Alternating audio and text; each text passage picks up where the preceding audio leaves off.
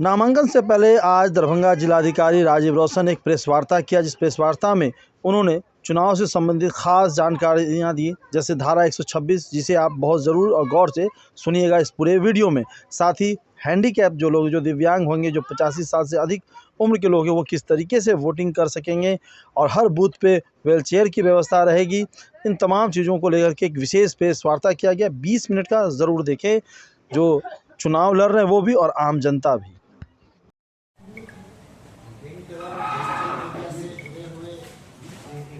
सभी लोगों का स्वागत है। सबसे पहले मैं आप लोगों को जानकारी देना चाहूँगा कि दरभंगा संसदीय क्षेत्र के लिए चतुर्थ चरण में निर्वाचन संपन्न होना है, जिसके लिए कार्यक्रम इस प्रकार है। अधिसूचना 18 अप्रैल 2024 दिन बृहस्पतिवार को जारी होगा और नाम निर्देशन करने की अंतिम तिथि 25/4/2024 इस मध्य दोनों दिन इंक्लूडेड है। अधिसूचना जारी होने की तिथि और अंतिम तिथि उनको शामिल करते हुए निगोशिएबल इंस्ट्रूमेंट एक्ट के तहत जो अवकाश का दिन बिहार राज्य के लिए घोषित, उसको छोड़ करके अन्य दिनों में 11 बजे से लेकर के 3 बजे तक नामांकन के लिए समय और तिथि निर्धारित रहेगा। उसके लिए नोटिफिकेशन जारी होगा 18/4/2024 को। नाम निर्देशन की समीक्षा 26 अप्रैल को होनी है और अभ्यर्थिता वापस लेने की अंतिम तिथि 29 अप्रैल 2024 निर्धारित है। दरभंगा संसदीय क्षेत्र के लिए निर्वाचन 13 मई 2024 को होना है और मतगणना की तिथि 4 जून 2024 दिन मंगलवार का। पोस्टल बैलेट के माध्यम से जो मतदान की सुविधा दी गई है, इसके संदर्भ में मैं आप लोगों को बताना चाहूँगा कि इसके लिए जिन श्रेणी के व्यक्तियों को, मतदाता को ये सुविधा प्रदान की गई है, उसमें सेवा मतदाता, जो सुरक्षा बल और अर्धसैनिक बल के हमारे मतदाता होते हैं, सर्विस वोटर्स हम बोलते हैं, उनको ETPDS के माध्यम से हम लोग पोस्टल बैलेट भेजते हैं, जो इलेक्ट्रॉनिकली ट्रांसफर मोड है और भारत निर्वाचन आयोग के द्वारा उसके तहत ये व्यवस्था की गई है। इसके अतिरिक्त जो निर्वाचन कर्तव्य में प्रतिनियुक्त कर्मी हैं, पदाधिकारी हैं, पुलिस कर्मी हैं, निर्वाचन कार्य में जो वाहन अधिग्रहित होगा उसके ड्राइवर, क्लीनर, अन्य कर्मी, एसेंशियल सर्विस के कर्मी। एसेंशियल सर्विस की सूची भी भारत निर्वाचन आयोग के द्वारा जारी की गई है, वो मैं आप लोगों को जानकारी दूंगा। जो A से P तक श्रेणी उसके लिए बताया गया है। एसेंशियल सर्विस में इलेक्ट्रिसिटी डिपार्टमेंट के कर्मी, BSNL के कर्मी, रेलवेज के कर्मी, पोस्ट एंड टेलीग्राम के कर्मी, Doordarshan, All India Radio, Comfed and related milk cooperative and units, health department Bihar, food corporation of India, state food corporation, aviation, long distance government road transport corporation, fire service, traffic, ambulance service, media persons authorised by ECI for poll day coverage. इन लोगों को essential service में रखा गया है। इन लोगों को भी पोस्टल बैलेट के माध्यम से मतदान देने के मत देने के लिए व्यवस्था की गई है। इसके अतिरिक्त जो 85 वर्ष से अधिक आयु के वरिष्ठ मतदाता हैं और जो हमारे PWD मतदाता हैं, पर्सन विद डिसेबिलिटी, जिनका 40% से अधिक दिव्यांगता, उनके लिए भी हम लोग प्रपत्र 12D में मंगाते हैं। जो लोग इच्छा जाहिर करते हैं कि मैं पोस्टल बैलेट के माध्यम से मतदान करना चाहता हूँ, तो खास तौर से जो हमारे 85 वर्ष से अधिक के मतदाता और PWD के मतदाता है, उसके लिए हम लोग रूट जारी करते हैं। सभी कैंडिडेट को भी उसके लिए सूचना दी जाती है और फिर हम लोग उनको घर पे जाकर के टीम रहता है, जो हमारे सेक्टर ऑफिसर, जोनल मजिस्ट्रेट और बाकी टीम जाकर के मतदान के लिए ये कराता है। जो अभी हम लोग बात कर रहे थे मधुबनी संसदीय क्षेत्र के बारे में, और जो हमारा समस्तीपुर का जो क्षेत्र है, जिसमें 2 असेंबली कॉन्स्टिट्यूंसी हमारा दरभंगा जिले में पड़ता है और मधुबनी का 2 असेंबली कॉन्स्टिट्यूंसी भी दरभंगा जिले में पड़ता है। तो मधुबनी के लिए हमारा निर्वाचन 20 मई को संपन्न होना है और जो हमारा समस्तीपुर का दरभंगा जिले में 2 असेंबली कॉन्स्टिट्यूंसी है, उसका भी चतुर्थ चरण में है। तो उसका जो उसके हमारे जो रिटर्निंग ऑफिसर हैं वो समस्तीपुर जिले में रहेंगे और वहाँ पर उसकी पूरी प्रक्रिया की जाएगी और उससे संबंधित पोस्टल बैलेट भी वहाँ के आरोप के द्वारा जारी किया जाएगा समस्तीपुर के लिए, और जो मधुबनी का हिस्सा है वो मधुबनी से जारी किया जाएगा। इस बार इसमें एक अलग व्यवस्था की गई है कि जो उस चरण में हमारे बिहार राज्य के अंतर्गत जिले हैं तो वहाँ से भी हम लोग एक्सचेंज करेंगे। पहले प्रपत्र 12 का एक्सचेंज होगा, फिर अगली मीटिंग में हम लोग फिर पोस्टल बैलेट का एक्सचेंज करेंगे और फाइनली पोस्टल बैलेट में जब मत हो जाएगा तो हम लोग आपस में उसका एक्सचेंज करते हुए, और ये कैलेंडर जारी किया गया है आयोग के माध्यम से। इस प्रकार से पोस्टल बैलेट के माध्यम से मत देने का और उसकी सुविधा को काफ़ी सरल बना दिया गया है। जो अगला पॉइंट है जो मैं आप लोगों को बताना चाहूँगा वो दरभंगा संसदीय क्षेत्र के संबंध में है। इसमें प्रेक्षकों की विवरणी अभी प्राप्त हुई है। वो जब यहाँ ज्वाइन करेंगे तो हम अलग से प्रेस नोट भी जारी करेंगे, उनका नंबर भी हम सब लोगों को प्रकाशित करेंगे। जो हमारे जनरल ऑब्जर्वर हैं 14 संसदीय क्षेत्र के लिए, उनका नाम मिस्टर गोपाल कृष्णन है और उनका जो कॉन्टैक्ट नंबर है हम लोग यहाँ के लिए उनको जारी करेंगे और अखबार में प्रेस नोट करेंगे। जो पुलिस ऑब्जर्वर हैं मिस्टर राघवेंद्र सुहासा, ये जो है ये 2001 बैच के अधिकारी हैं। और एक्सपेंडिचर ऑब्जर्वर प्रतीक भाटिया, ये IRS हैं, custom and central excise 2013 batch. इनको भारत निर्वाचन आयोग के माध्यम से के द्वारा प्रेक्षक के रूप में दरभंगा संसदीय क्षेत्र के लिए नियुक्त किया गया है। जो एक्सपेंडिचर है उसकी मॉनिटरिंग के लिए हम लोगों ने जो भी आयोग के दिशा निर्देश के आलोक में कमेटी गठित करनी है, कमेटी हम लोगों ने गठित कर दी है। सेक्टर के अधिकारी हैं, फ्लाइंग स्क्वाड की टीम है, स्टैटिक सर्विलांस टीम हम लोगों ने गठन किया है। जो सहायक व्यय प्रेक्षक हैं, जो ऑडिट की टीम है, अकाउंटिंग की टीम है, वीडियो सर्विलांस की टीम है, वीडियो व्यूइंग की टीम है। तो जो भी नॉर्म्स हैं उसके आधार पर हम लोगों ने पर्याप्त संख्या में टीम गठित कर दिया है। जो व्यय का लेखा करेंगे, जो भी कैंडिडेट होंगे उनके व्यय की सीमा के बारे में आप लोगों को हम लोग पहले भी चर्चा किए हैं। जो 95 लाख रुपये की अधिकतम राशि व्यय के लिए निर्धारित की गई है। जो नॉमिनेशन होना है, ये नॉमिनेशन का प्रपत्र है, उसके लिए हम लोग प्रपत्र 1 में नोटिस करेंगे 18 अप्रैल के दिन, और उस दिन से शुरू हो जाएगा हमारा नामांकन। और ये प्रपत्र 2A, लोकसभा के लिए कोई अगर अभ्यर्थी बनना चाहते हैं तो उनको 2A में भर करके नामांकन प्रपत्र देना होता है। ये राशि 25,000 रुपये की है। चूँकि ये दरभंगा पार्लियामेंट्री कॉन्स्टिट्यूंसी सामान्य क्षेत्र है, लेकिन यहाँ से भी अगर कोई अनुसूचित जाति जनजाति के व्यक्ति अभ्यर्थी के रूप में चुनाव लड़ना चाहते हैं तो उनके नामांकन की राशि आधी हो जाती है। वो 12,500 रुपये उसकी फीस होती है, वो उनको जमा कराना होता है। उसकी विहित प्रक्रिया है, उसके माध्यम से ट्रेजरी चालान के माध्यम से या जो है बैंक में राशि जमा करके एक हेड दिया हुआ है रिजर्व बैंक के माध्यम से।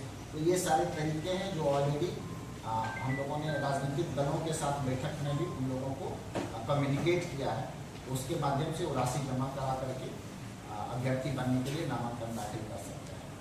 प्रत्येक दिन जो हम लोग नाम निर्देशन जो भी करें उसके लिए जो अर्हता क्वालिफिकेशन, इसके बारे में मैं जानकारी देना चाहूँगा कि वो भारत का नागरिक होना चाहिए, किसी भी संसदीय क्षेत्र का मतदाता होना चाहिए। जब वो दरभंगा संसदीय क्षेत्र का मतदाता नहीं होगा, बाहर के किसी भी अन्य क्षेत्र का मतदाता होगा, तो ऐसी स्थिति में extract copy of electoral roll उनके ERO से उसकी सर्टिफाइड कॉपी वो लोग जमा कराते हैं और उसमें हम लोग मिलान करते हैं। और अगर यहाँ के मतदाता हैं तो जो सीरियल नंबर है उसमें हम लोग मिलान कर लेते हैं। प्रस्तावक इसी कॉन्स्टिट्यूंसी का होना चाहिए दरभंगा संसदीय क्षेत्र में। आयु 25 वर्ष निर्धारित किया गया है और अर्हता की तिथि जो डेट ऑफ स्क्रूटनी है उस दिन उनकी आयु 25 वर्ष न्यूनतम होनी चाहिए, अधिकतम कोई आयु निर्धारित नहीं है। और जो नॉमिनेशन के बाद जो है शपथ और प्रतिज्ञान उनको लेना पड़ता है, उसके लिए भी तिथि निर्धारित है। जो निरर्हता है, जो डिस्क्वालिफिकेशन है, उसकी कई श्रेणियां हैं, उसमें से कुछ मुख्य मैं आप लोगों के समक्ष रखना चाहता हूं। जो लाभ का पद धारण नहीं करता, RPF 1951 की धारा 8 के तहत वर्णित अपराधों के लिए दोष सिद्ध होने पे वो निरहित हो जाता है। भ्रष्ट आचरण भी उसका एक ग्राउंड है। संविदा अगर कोई सेंट्रल गवर्नमेंट के साथ कॉन्ट्रैक्ट में, तो कॉन्ट्रैक्ट अगर उसका समाप्त नहीं होता है तो उसको डिस्क्वालिफिकेशन के क्राइटेरिया में रखा गया है। हाउस ऑफ पीपल का अगर कोई कैंडिडेट बनना चाहता है तो उसके लिए एक क्राइटेरिया है कि सेंट्रल गवर्नमेंट के साथ वो कॉन्ट्रैक्ट में है।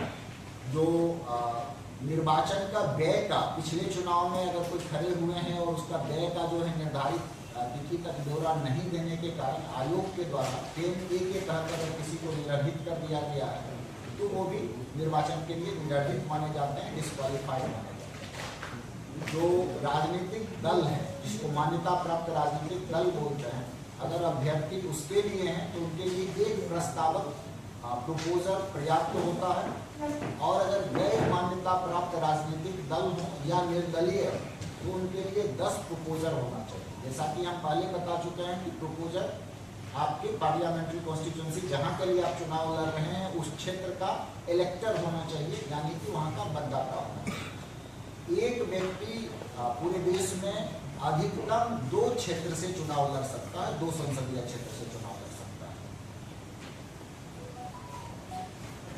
जो निर्वाचन नामांकन की तिथि है उसमें उस दिन 100 मीटर के दायरे में सिर्फ 3 गाड़ी को अलाउ किया गया है, और रिटर्निंग ऑफिसर के चेंबर में 5 आदमी इंक्लूडिंग कैंडिडेट, प्रस्तावक सभी मिला करके 5 आदमी से अधिक के प्रवेश की अनुमति नहीं दी गई है। उस समय विधि व्यवस्था को देखने के लिए SDPO रैंक के अधिकारी को विशेष रूप से हम लोगों ने ड्यूटी दी है। साथ उसके अतिरिक्त एक हमारे SDPO रहेंगे, खासतौर से अगर कोई आदमी वारंटी है या इस प्रकार का है उसकी पूरी लिस्ट लेकर के हम लोग जो भी विधि सम्मत है उस प्रक्रिया को पूरा करें। जो आपराधिक पूर्ववृत्त का मामला है, जैसा कि सुप्रीम कोर्ट के डिसीजन के बाद भारत निर्वाचन आयोग का स्पष्ट निर्देश है कि सब लोगों को शपथ पत्र प्रपत्र 26 में भरकर देना होता है। प्रपत्र 26 के सभी कॉलम सही तरीके से भर करके जमा करने होते हैं, और अगर उसमें कोई कॉलम खाली है, कोई त्रुटि है तो उसके लिए हम लोग नोटिस करते हैं, और उनको फिर दोबारा उस नोटिस के आलोक में सारा कॉलम भर के, ये नहीं किसी त्रुटि वाला, फिर से सारा कॉलम भर करके प्रपत्र शपथ 26 में उनको जमा कराना होता है, जो नोटिस में उनको निर्धारित तिथि और समय दिया गया है उसके तहत। अभी जो कोई इंटरेस्टेड आदमी होंगे ऑनलाइन सुविधा पोर्टल के माध्यम से भी अपने नामांकन की प्रक्रिया कर सकते हैं, और उसमें सारा डिटेल भर सकते हैं, और फॉर्म 26 भी उस पर भर सकते हैं। लेकिन अगर वो सुविधा पोर्टल का उपयोग भी करते हैं तो उसको हार्ड कॉपी निकाल करके जो भी एफिडेविट करने के लिए प्राधिकृत अथॉरिटी है उससे करा करके हार्ड कॉपी में उनको जमा करना ही होता है। हर पेज पे सिग्नेचर, हर पेज पे मोहर 26 में होना चाहिए, सारी कॉलम जो है भरे हुए होने चाहिए, और कोई आपराधिक वृत्त है तो उसका ब्यौरा भी उसमें अंकित किया हुआ होता है। और अगर किन्हीं का कोई आपराधिक पूर्व वृत्त है, क्रिमिनल एंटेसेडेंट है, अगर तो उनके विरुद्ध मामला दर्ज है तो उसके लिए प्रपत्र C1 में कैंडिडेट को 3 बार उसके लिए छपवाना पड़ता है। जब वो कैंडिडेट बनते हैं उसके 4 दिनों के अंदर, फिर 5 से 9 दिनों के बीच उनको दूसरी बार छपाना होता है, और तीसरी बार प्रेस और इलेक्ट्रॉनिक मीडिया दोनों जगह उनको छपाना पड़ता है, और तीसरी बार उनको जो हमारा 9वें दिन के बाद से 2 से लेकर के जो हम लोगों का 48 आवर बिफोर का टाइम रहता है, जिसमें कि साइलेंस पीरियड बोलते हैं, उस समय तक उनको तीसरी बार छपाना पड़ता है। पॉलिटिकल पार्टीज को C2 में प्रपत्र में जो है न्यूज़पेपर और टीवी में छपाना पड़ता है। पॉलिटिकल पार्टी के वेबसाइट पे भी आपराधिक पूर्ववृत्त का ब्यौरा देना पड़ता है, और जो रिटर्निंग ऑफिसर हैं उनको C3 में उसका फॉर्मेट है, रिमाइंडर दिया जाता है कैंडिडेट को जिनके भी विरुद्ध आपराधिक मामला दर्ज है।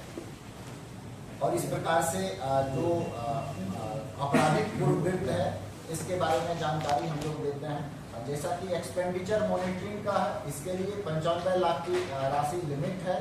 व्यय का लेखा का संधारण सभी कैंडिडेट को करना होता है, उसके लिए हम लोग रजिस्टर देते हैं। रजिस्टर 2 प्रति में होता है, एक तो हम कैंडिडेट को देते हैं, दूसरा उसका एक शैडो रजिस्टर भी करता है। और जब वो कैंडिडेट बनते हैं कम से कम 1 दिन पहले उनको एक अपना अकाउंट बैंक का खुलवाना पड़ता है, इसी उद्देश्य से निर्वाचन के खर्चों के लिए। निर्वाचन के संदर्भ में जो चुनाव लड़ने वाले हैं वो कैंडिडेट जो भी खर्च करेंगे उसका पूरा खर्च उनको उसी अकाउंट के माध्यम से करना होता है। अगर उनको कोई भी राशि है, अगर उनका पहले से अपना बैंक अकाउंट है तो उसको अलग से उनको खुलवाना होगा। अपने बैंक अकाउंट से जो उनका पर्सनल है उससे व्यय नहीं कर सकते। और जो खाता होगा या तो कैंडिडेट अपने नाम से खुलवा सकते हैं या कैंडिडेट का कंबाइंड खाता हो सकता है उनके इलेक्शन एजेंट के साथ। इलेक्शन एजेंट के ही साथ हो सकता है, कोई परिवार के अन्य सदस्य के साथ नहीं हो सकता। और परिवार का कोई अन्य सदस्य अगर इलेक्शन एजेंट है तब कंबाइंड खाता वो खुलवा सकते हैं कैंडिडेट और वो मिलकर। 10,000 रुपये की राशि है जो नगद व्यय खर्च करने की व्यय की अधिकतम सीमा है। 10,000 रुपये से अधिक का जो भी खर्च करेंगे उनको उसी अकाउंट के माध्यम से चेक और बाकी चीजों के माध्यम से भी उनको खर्च करना होगा। ये सारी चीजें हैं, उसके आलोक में उनको खर्च करना होता है। जो हम लोग सिंगल विंडो सिस्टम हमारा है परमिशन के लिए सुविधा, सभी ERO के लेवल पे वो सुविधा है। लाउड स्पीकर ऐप के लिए SDO हमारे सभी प्राधिकृत हैं और जितना भी हम लोगों का अभी आ रहा है परमिशन के लिए हम लोग प्रयास कर रहे हैं कि निर्धारित समय सीमा के अंदर हम हर हाल में सब लोगों को उसका परमिशन दें। वीडियो बैन अगर किसी को करना होता है तो उसकी अनुमति उनको CO ऑफिस से लेनी होती है। वो अनुमति उसकी सूचना पे जिला को मिल जाती है। बाकी वाहन हो, हेलीकॉप्टर हो, रैली का परमिशन हो, लाउड स्पीकर का हो, ये सारा जिला के अंतर्गत उनको परमिशन मिल जाता है। जो फ्लैग के संदर्भ में है, अगर कोई आदमी अपने मोटर व्हीकल पे अगर फ्लैग लगाना चाहते हैं तो उसका साइज निर्धारित है 1 फीट और ½ फीट, उसका वो झंडा लगा सकते हैं, परंतु झंडे की लंबाई 3 फीट से अधिक नहीं हो सकती है। और अस्थायी अगर कोई कार्यालय बना रहे हैं तो 4 फीट बाय 8 फीट का बैनर लगा सकते हैं। जुलूस में 6 फीट बाय 4 फीट का हैंड हेल्ड बैनर का प्रयोग किया जा सकता है। और मतदान केंद्र का जो हमारा स्थल है उसके 200 मीटर के दायरे में किसी भी पॉलिटिकल पार्टी का अस्थायी कार्यालय नहीं हो सकता है। ये आदर्श आचार संहिता के उल्लंघन में आता है। जो धारा 126 ये काफी महत्वपूर्ण है और इसमें 2 बदलाव भी हुए हैं जिसके बारे में मैं आपको जानकारी देना चाहूँगा। एक तो जो हमारा 48 आवर पूर्व प्रचार प्रसार की समाप्ति हो जाती है, उसके बाद जो यहाँ के मतदाता नहीं है, जो स्टार कैंपेनर है, बाहर के मतदाता हैं, उन सबको इस क्षेत्र से बाहर चले जाना होता है, वो इस क्षेत्र में नहीं जा सकते। 14 पार्लियामेंट्री कॉन्स्टिट्यूंसी में मतदान के 48 घंटे पूर्व साइलेंस पीरियड स्टार्ट होने के साथ ही वो क्षेत्र से उनको, अगर वहाँ के ये मतदाता अगर यहाँ के नहीं है तो वो क्षेत्र से बाहर चले जाते हैं। दूसरा है कि प्रचार अवधि के जो अभी 48 घंटे का है, उस साइलेंस पीरियड में अगर कोई आदमी प्रेस में कोई चीज छपवाते हैं तो उसके लिए प्री अप्रूवल, अगर यहाँ पे 13 मई को चुनाव है तो 11 तारीख से वो प्रभावी हो जा रहा है, तो 10 तारीख तक MCMC कमेटी से उनको अप्रूवल करा लेना होगा, तभी वो प्रेस में उनकी चीजें उस दिन छप सकती है, नहीं तो उस पर उसका वो उल्लंघन माना जाएगा। इसके लिए अभी सर्कुलर आया है। दूसरा निर्देश जो प्राप्त हुआ है नगर निगम के क्षेत्र के लिए हुआ कि नगर निगम का अगर कोई होर्डिंग है जिसको नगर निगम किराए पे व्यापारिक व्यवसायिक परिसर उद्देश्य से लोगों को देता है और कोई पॉलिटिकल पार्टी नगर निगम को निर्धारित शुल्क देके उसमें होर्डिंग पे कुछ लगाना चाहते हैं, राजनीतिक पॉलिटिकल पार्टी या अभ्यर्थी, उस पर जो भी होर्डिंग लगाएंगे उसको MCMC से उनको पहले प्री अप्रूवल लेना होगा और उस कमेटी के प्री अप्रूवल के बाद ही वो लगा सकते हैं। धारा 127 के संदर्भ में हम आपको जानकारी देना चाहेंगे 127A, इसमें हमने सभी प्रेस को भी इस संदर्भ में पत्र लिखा है और आज मैं प्रेस के माध्यम से आप लोगों को जानकारी भी देना चाहूँगा कि कोई भी चीज़ जो बैनर और जो भी पोस्टर है उस पर मुद्रक का, प्रकाशक का नाम, उसकी संख्या, ये सारी डिटेल्स अंकित होनी है और अगर कोई अंकित नहीं कराता है तो इसको 127A का उल्लंघन माना जाता है, जो दंडनीय अपराध है, जिसमें कैद और कारावास की भी व्यवस्था की गई है। और मुद्रक की भी जिम्मेदारी उतनी ही है कि इस प्रकार का कोई भी अगर प्रकाशन करते हैं तो इसके संदर्भ में निर्धारित नियमों का पालन उनके द्वारा किया जाए। जो अन्य मामले हैं जो निर्वाचन के पेनल कोड के तहत हैं, इंडियन पेनल कोड के तहत हैं, RT एक्ट के तहत हैं, उसमें महत्वपूर्ण यही है कि कोई भी आदमी मतदान को धर्म के आधार पे, जाति के आधार पे या धार्मिक कोई स्थल का मतदान के प्रचार प्रसार के लिए, वोट के लिए उपयोग नहीं कर सकता है, किसी को प्रलोभन नहीं दे सकता है, कोई वोट खरीदने के लिए या फिर मतदाता को प्रलोभन देने के लिए, डरा के, धमका के, इस सब के लिए उसको अपराध की श्रेणी में रखा गया है। और अगर कहीं भी ऐसा कुछ पाया जाता है तो जिला निर्वाचन पदाधिकारी के रूप में डीएम हमारे साथ एसपी साहब भी हैं, तो हम लोग सख्त से सख्त कार्रवाई करेंगे और जहाँ कहीं भी शिकायत मिलेगी हम लोग उस पर प्राथमिकी भी दर्ज करेंगे। धन्यवाद।